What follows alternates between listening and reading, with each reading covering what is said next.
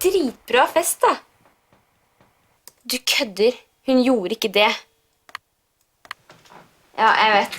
Det var helt sykt. Tror jeg bildet av det, faktisk.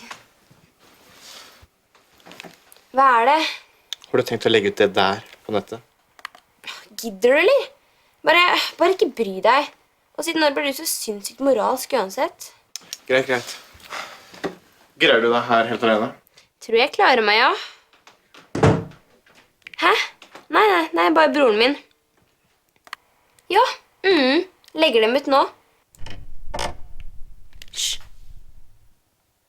Nei, jeg bare synes jeg hørte...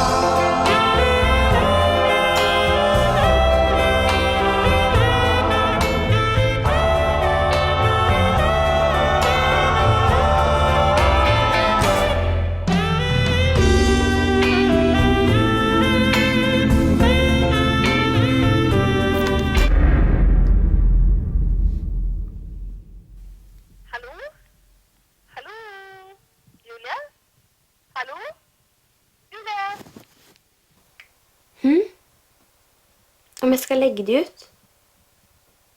Åh. Vet du, jeg tror kanskje jeg dropper det, jeg.